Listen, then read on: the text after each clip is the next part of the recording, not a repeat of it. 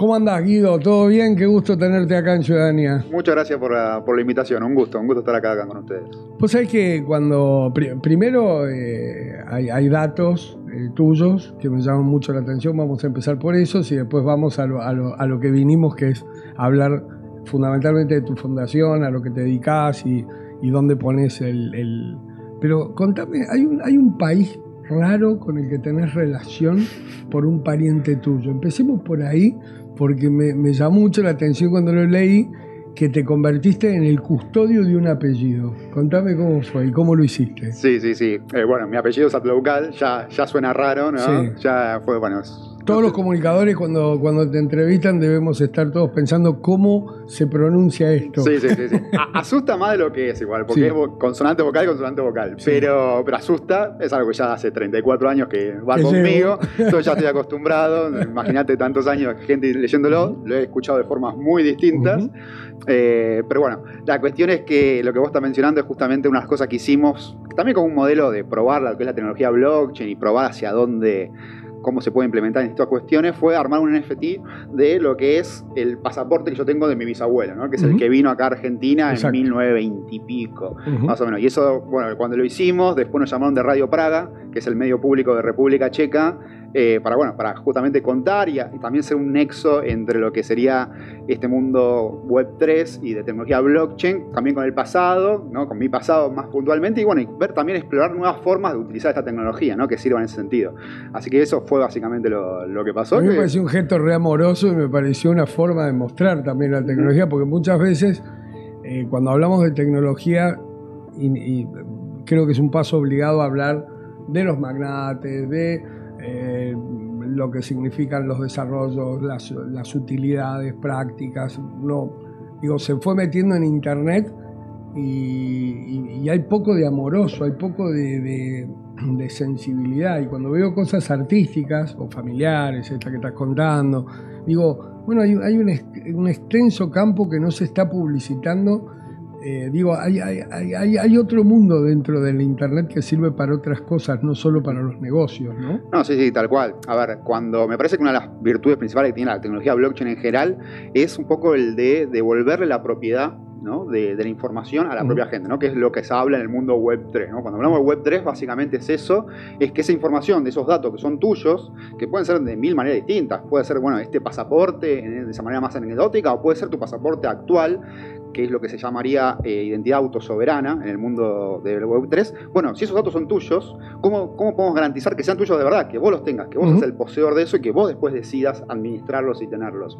Y es uno de los casos de uso, ¿no? Que se puede dar de la tecnología blockchain, y me parece que es muy interesante. Y también pensando en el futuro y en todas las cosas que se vienen de eso, de las cuestiones digitales, también de tener esa propiedad sobre esa información, ya sea un bien de consumo, de algo que compraste, o de tu información, ¿no? De tenerlo vos, de vos ser el dueño de eso. Ahí llegamos a eso, pero contame, ¿cómo está Argentina hoy en cuanto a los datos, los ciudadanos, los datos de los ciudadanos? ¿Dónde están?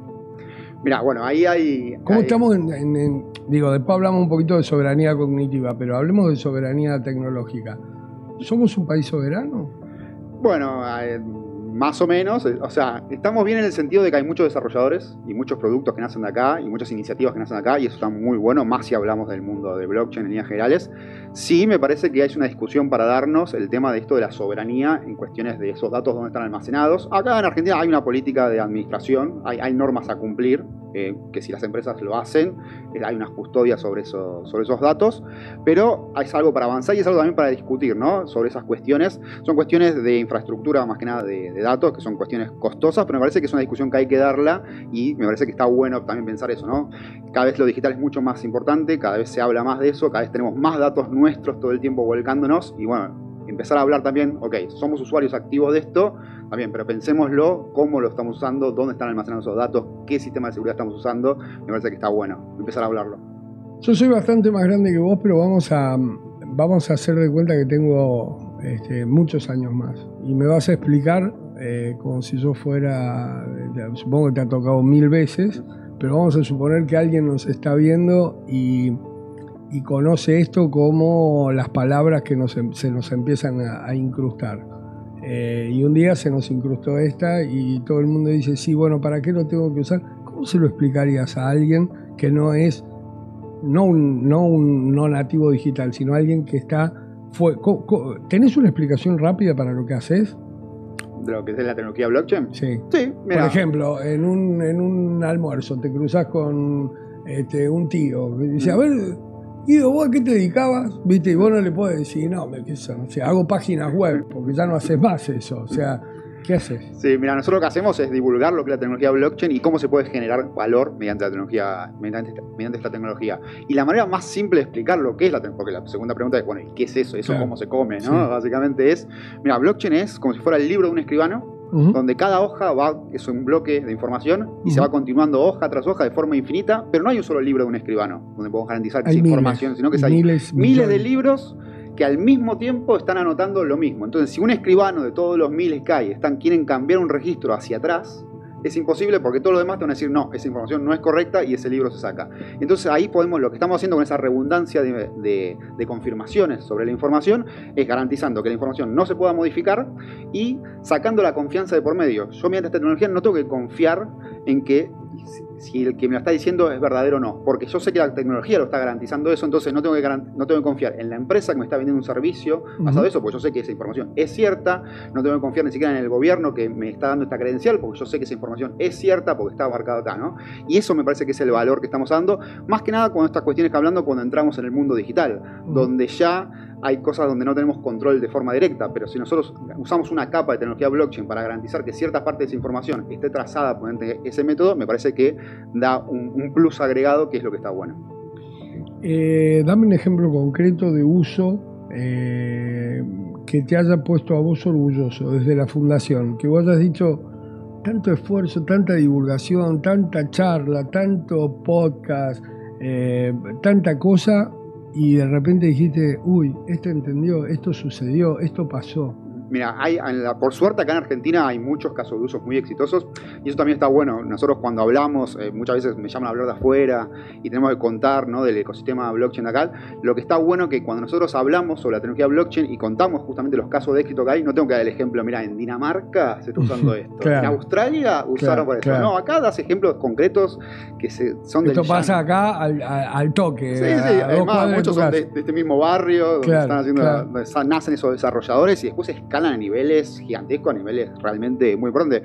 Mira, para no dar el ejemplo de siempre, te puedo dar uno nuevo, que es, por ejemplo, hay una empresa acá en Argentina, se llama Caravana Tech, lo que hace es tokenizar ganado. Viste que las caravanas son esas marquitas, esas pedacitos de plástico que tienen las vacas acá, donde se identifica con un número cada animal.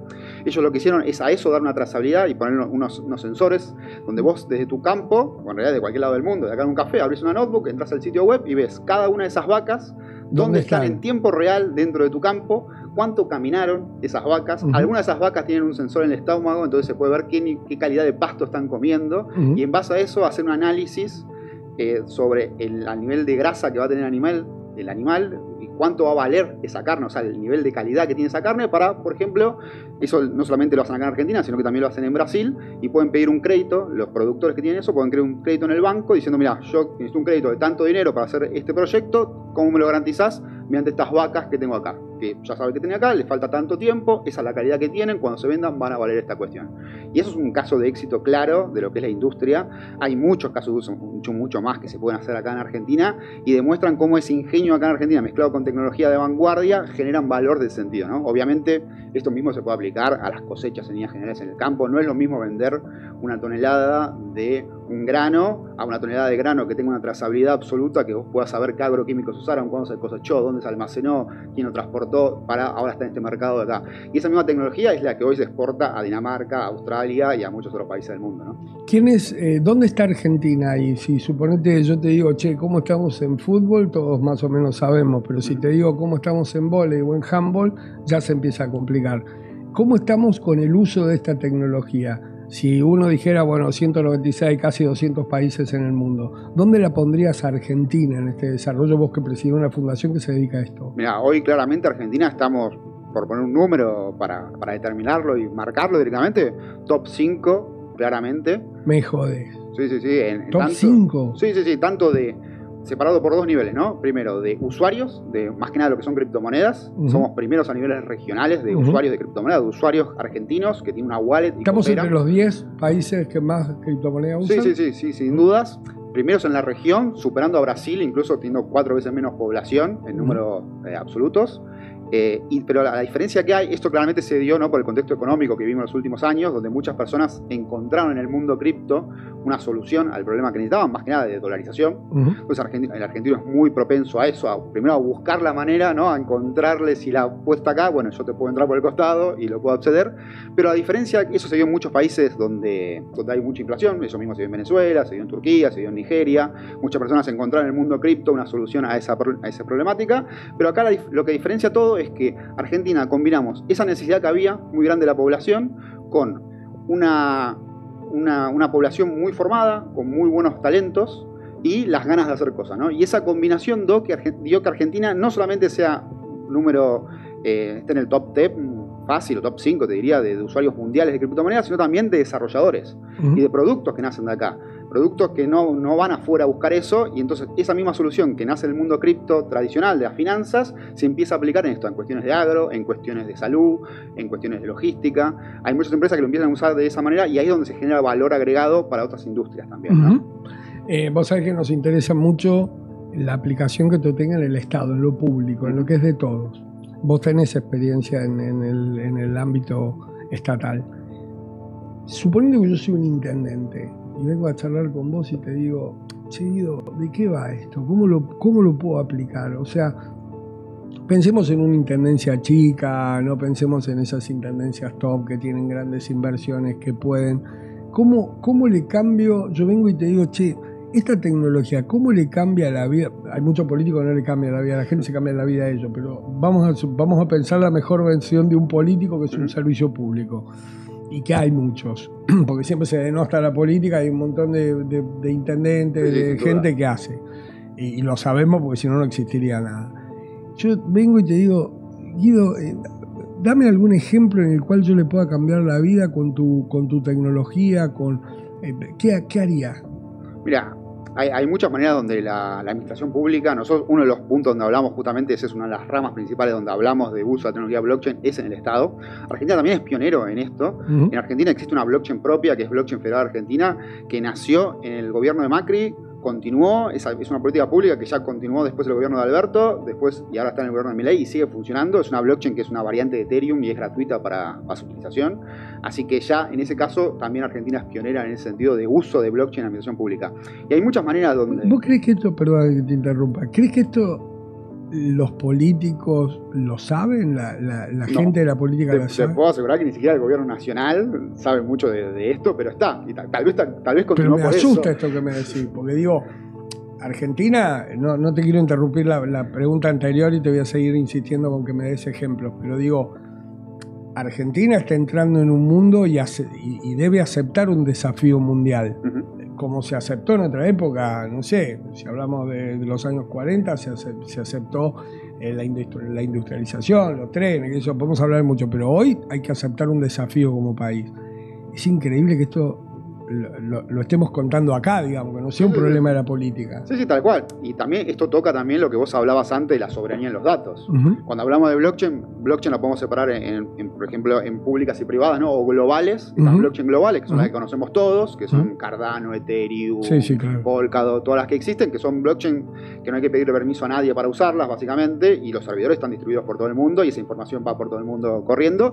Pero también existen las blockchain privadas, que en este caso, por ejemplo, Blockchain Federal Argentina es una blockchain privada en ese sentido, no todos pueden, para poder validar los datos ahí hay que estar registrado, básicamente tiene que haber un aval, que por ejemplo esta blockchain está manejada por el gobierno nacional, pero dentro de un consorcio con universidades argentinas y empresas público-privadas que la utilizan. Entonces básicamente... Y ahí hay un montón de gente laburando.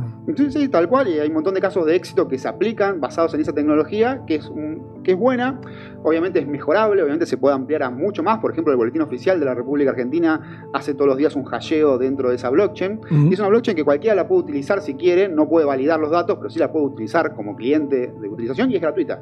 no tiene costo de transacción. Entonces, también para probar modelos de prueba es fantástica en ese sentido.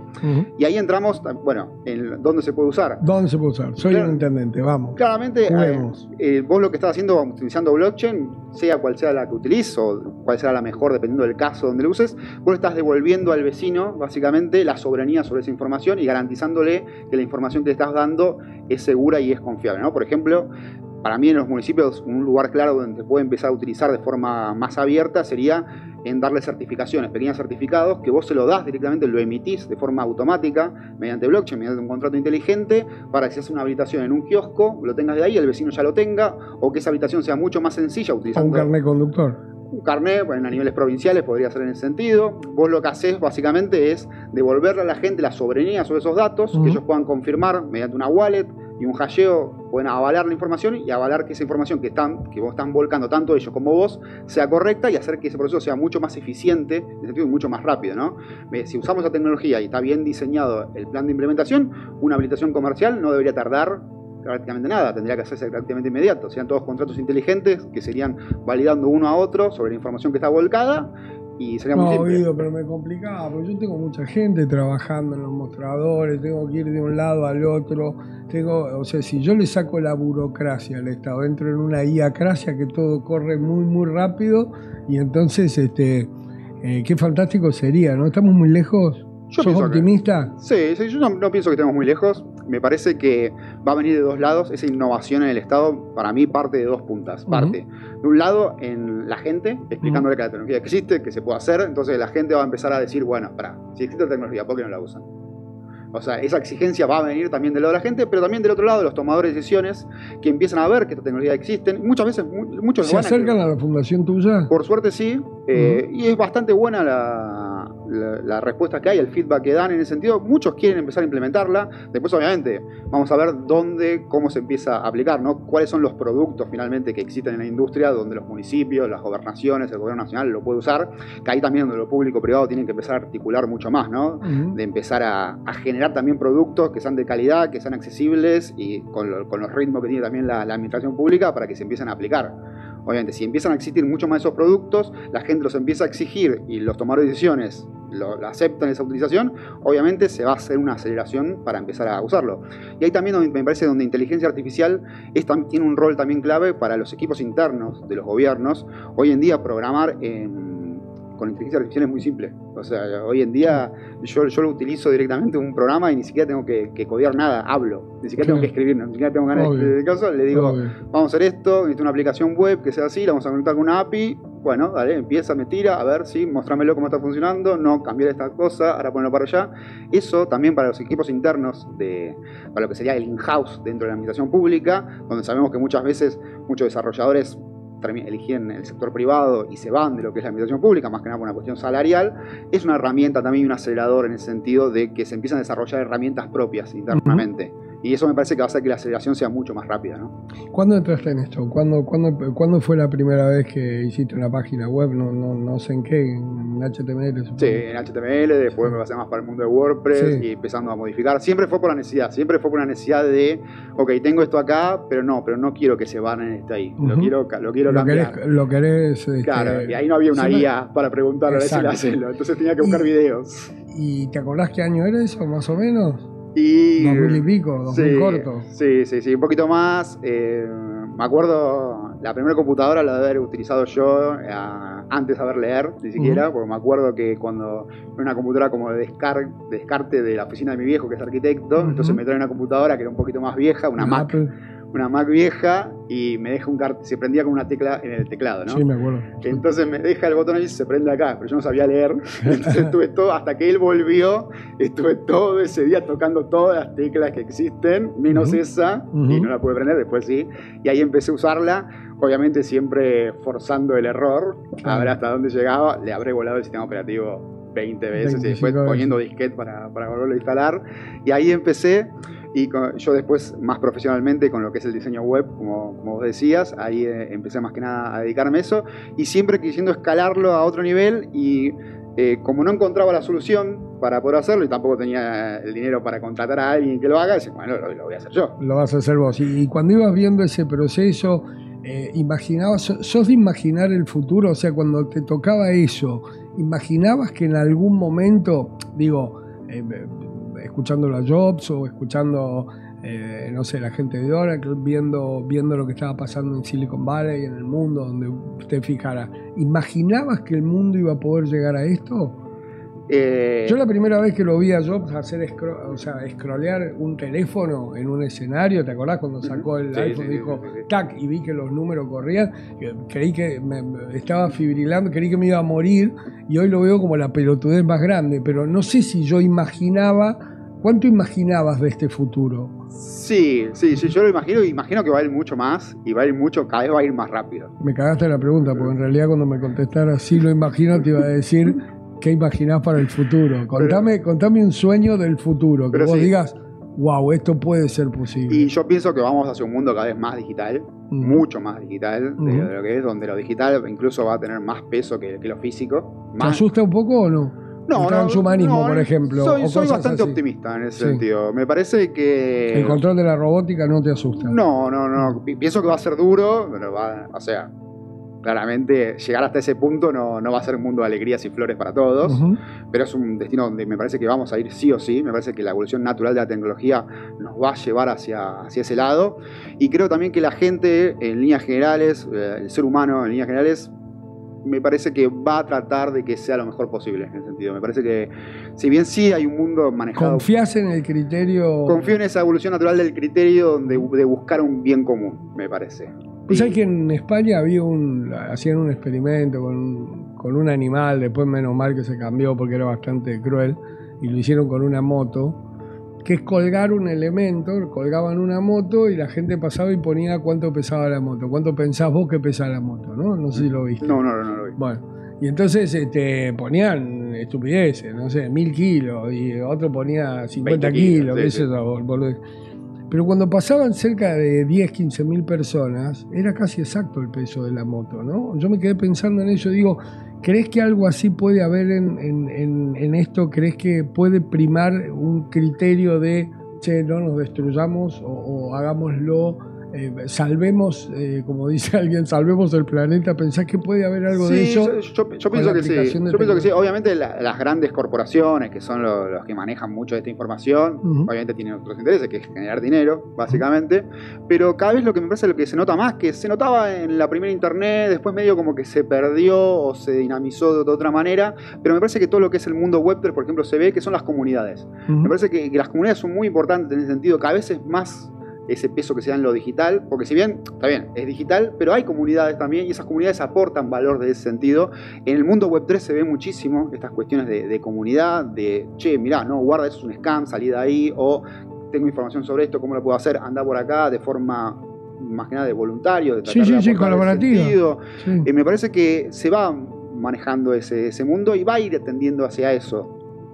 Podemos ser optimistas. Yo por lo menos soy optimista en ese sentido. Me parece que es un camino que naturalmente se va a dar hacia ahí, y hay como dos maneras: o frenarlo, no sé cómo, y no sé qué costos, porque los demás van a seguir yendo por ahí. Entonces tratar de ponerle palos en la rueda a eso me parece que va a ganar por otro lado, o tratar de conducirlo hacia un lado mucho más colaborativo y que le sirva a todos. Terminando, te hago 3 o 4 cortitas. ¿Renta básica universal sí o no? Yo estoy a favor, no tengo muy bien el sentido de cómo se va a aplicar, no lo sé, habría que pensarlo, hay que evaluarlo. Me parece que es algo natural, más que nada en el sentido de que quiénes van a ser los futuros consumidores de la tecnología, y si no hay consumidores, cómo se va a innovar, básicamente, ¿no? Eso es lo que yo veo como traba en el sentido, o sea, si no se aplica, ¿cómo van a hacer la nueva innovación si no hay un incentivo monetario para que eso exista? Exacto. Reducción de la jornada laboral, ¿qué pensás? ¿Cuánto vamos a laburar? ¿Cuál es el promedio? Yo pienso que también que naturalmente se va... Gates dice 2 días por semana. Pues sí. Está bien laburar 2 días por semana, y el resto 5. ¿Cómo la ves vos? Puede ser, creo que naturalmente se va a reducir esa tendencia, porque ya no va a haber tantas cosas. Hoy en día estás en una oficina 8 horas y no sé mucho que vas a hacer, más que nada que ese tiempo ponerte a scrollear en una plataforma. Entonces naturalmente mire la serie en su casa, señor. Claro, o sea, deje de ocuparnos acá, luz. Hicieron lo que tenían que hacer. Le preguntaron a ChatGPT si estaba bien, ok, listo. Le preguntaron a ChatGPT. ¿Qué ¿qué pensás de la gente que habla todo el día de inteligencia artificial y no la usa? Porque me cruzo con mucha gente que me dice, estuve haciendo esto todo el día, pero como vos no sos experto en inteligencia artificial, ¿por qué no se te da? Que es falta de confianza. Y además, lo uno con otra pregunta, que es la última y te lo prometo, he abusado del tiempo, pero digo, esta cosa de permanentemente estar desconfiando y buscándole cuándo se equivoca ChatGPT. O sea, cuándo no, esto se lo... Y dejamos de mirar todo lo maravilloso que aporta. ¿No te pasa eso? Sí, es muy común. Creo que Terminator no ayudó mucho en tener una buena visión de las máquinas y del futuro. Pero sí, pasa mucho, ¿no? A ver, es una herramienta más, no es la solución a nada también, ¿no? O sea, ChatGPT es una herramienta más, como un montón de otras herramientas de inteligencia artificial que hay. Hay que saber usarlas, hay que saber cuál es la mejor para cada cuestión. No una te va a solucionar todo y obviamente va a haber errores y por eso está también el rol del humano, o de poder más o menos manejar eso y usarlo como una herramienta, ¿no? Justamente, es como que yo trate de usar un martillo percutor para arreglar cualquier cosa dentro de mi casa, ¿no? Me voy a romper todo. Tengo que saber qué herramienta es la adecuada para cada cuestión. Y me parece que hay que usarlo en ese sentido y aprender a usarlo también, que eso es también lo importante, ¿no? Que mucha gente también lo mira desde el lado y sin saber ni siquiera cómo se usa en el sentido, o lo usa de forma incorrecta o sin sacar el potencial absoluto que tiene eso. Y me parece que también está ahí una discusión más que nada en lo que sería la educación hoy en día, de empezar a pensar la nueva educación, de los jóvenes obviamente, pero también de la gente que está en el mercado activa. ¿Hasta cuándo crees que vamos a torturar a los chicos mandándolos a un secundario con lo que estudian teniendo semejante biblioteca encima? Y me parece que va a seguir por muchos años más, me parece que ese cambio va a tardar, no lo veo muy rápido, si bien claramente hay que hacerlo lo más rápido posible, pero me parece que es una estructura tan rígida que va a llevar mucho tiempo poder modificarla, pero claramente hay que hacerlo, porque ya está, porque está ahí. Yo me acuerdo que en mi época, cuando yo iba al colegio, al primario y al secundario, ya usar la calculadora era como raro, o sea, usala, pero ya... Aparte de la clase de matemática, con la científica no te dejaban entrar. Claro. Decían, no, deje la calculadora. O para la prueba no la puedes usar. Sí, no la puedes usar. O sea, que en el aula no, esa no me la traigo. Que ya de la discusión ahí ya era, pero si la calculadora, si después existe, si después la voy a usar la calculadora, ¿por qué no la puedo usar ahora? Y le saco más potencial a esto y lo hago de forma mucho más acelerada y más rápido y puedo avanzar una trigonometría mayor todavía. Pero bueno, esa misma discusión me parece que hoy existe más por 1000 en el sentido de las herramientas de inteligencia artificial que hay, ¿no? Que también es verdad, hay que aprender a hacerlo uno de una manera más básica para después entender cómo esa herramienta lo está haciendo, ¿no? Eso es naturalmente hacerlo, la socialización también es muy importante en esas etapas primarias de las Claro, en la primaria sí, pero digo, después hay todo un desarrollo que tenemos que empezar a discutirlo. Tal cual, y empezar a usarlo, perderle el miedo, me parece más que nada, que ahí también está en eso, me parece que si queremos pasar a eso, lo primero que tenemos que hacer es a todos, así como a los tomadores de decisiones, hay que explicarle qué es la inteligencia artificial, qué es blockchain, cómo se puede usar. Esa información o esa misión también hay que pasarla, por ejemplo, a los docentes y empezar a mostrar todas esas herramientas que hay para que sean también mejor su trabajo y que sirvan para acompañar en ese proceso para después llegar también a los chicos, ¿no? Bueno, te vamos a pedir material de la Fundación para difundir en nuestro newsletter que mandamos todas las semanas y para el pequeño noticiero que tenemos los viernes en Ciudadanía, pero te agradezco muchísimo y espero que no sea la última vez que charlemos. Cuando quieras. Y que nos hables más de esta tecnología y que podamos sumarnos a charlas, cursos y a lo que hace tu fundación. Y muchísimas gracias por estar en Ciudadanía. Gracias. Muchas gracias a vos. Hasta luego.